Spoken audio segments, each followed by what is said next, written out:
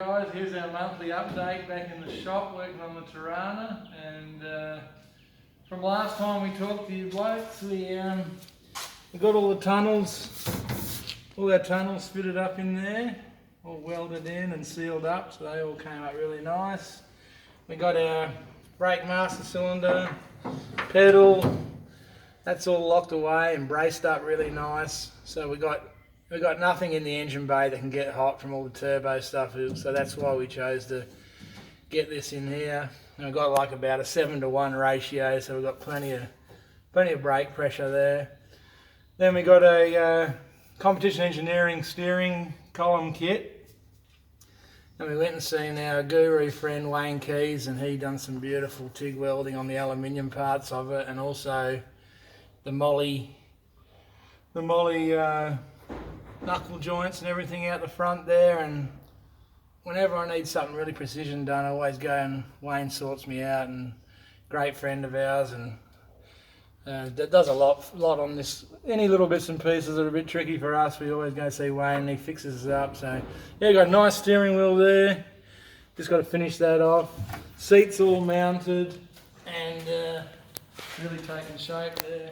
So we also filled up all the heater box was here, that's all been filled up, all the holes, brake master cylinder, clutch master cylinder. There was about 10 or 12 big gaping holes that go into the cabin, which you can't have, so they're all welded up now. And we really filleted this out here, so we've got good access around the back of the motor.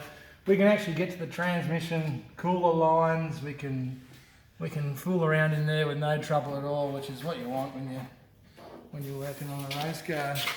I think last time the car was just in flat black primer, so since then we've put a high build polyester on the car. We taped out all the body lines, because this thing was roached. We taped out all the body lines, and we sort of board filed along the top of the body line and stripped the tape off, then board filed along the bottom with the polyester. Got it straight as we could, then we high build, puttied it again, blocked it back again, and now it's all in the final coat of primer, thank God, and ready to paint, because it's one of my worst jobs I hate doing. But kind of gave me a hand and we got it all done. It took us about 4 days, busting our butts and looking like snowmen, but it's good now. The car's at the stage where it's ready to paint. I've got one more little bit of a rare spares panel here. That front's just fucked right out, so we go undo all the spot welds, get that glued on there, and that's it. She's ready to paint. So we've been fooling around with the engine a bit here as well. We went and seen the Perth isotropic polishing, and what's that guy's name? Cole Putland, that's it. Went and seen Cole Putland, and he's your car's crankshafts are quite coarse, you know, much like this cap. So he's put this through his polishing process, and it's virtually come up smooth as a baby's bum. He's done all the rods as well, so that just gets the oil off real nice, less sharp edges, less chance of getting cracking, and apart from that it just looks really bling. So thanks to Kyle for looking after us there. And we flip her over.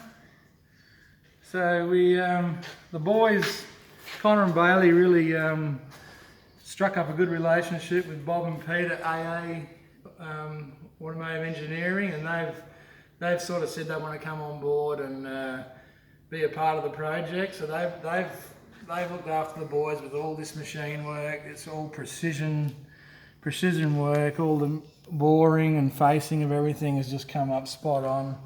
So we can't be happier with all that stuff.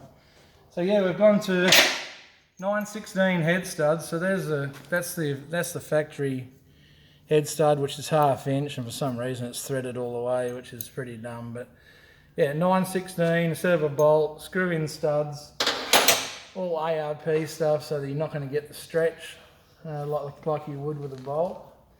And instead of the old style O-ringing that they used to do on the blow-and stuff, we've got this phosphorus bronze ring that goes in here. So AA's cut this little recess, That bronze ring sits in there, and that seals the cylinder side. And then the copper head gasket will now go around over the top of that. So that gasket is just for sealing the oil and water side of things, and this bronze ring actually expands when the engine gets heat in it, forces itself onto the cylinder head, and that can seal up to 80 pounds of boost, no problem at all. So not that we're going there to start with, we're starting with more of an 1100 horsepower combo on this deal, but it's all ready and it's all going to be super safe for when we turn things up and start chasing more power. So that's a pretty cool little setup there. Just back to the rods, that's sort of the polish job Kyle's done on the connecting rods for us. And that's an XR6 turbo rod there. It just shows you the difference in the size. And a couple of things to look at is the size of the crown on this forged piston. Much double the size crown.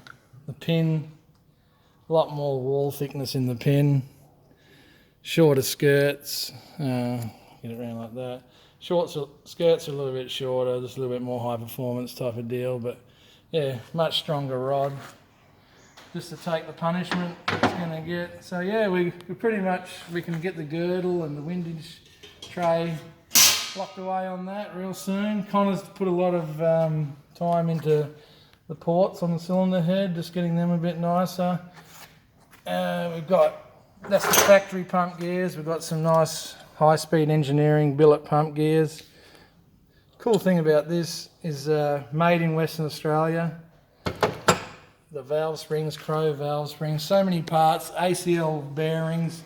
So much of this gear we can just buy Australian-made stuff, and it's about 69 cents in the dollar really can really hurt. So it's good Australian-made gear, Australian engine, and got timing chain set and all the good shit there to go on. And probably by the end of today, we'll have this engine completely built and locked away, and real happy with how things are coming along with it. There's still a ton of money to spend, but as they say, if you want to play, you got to pay.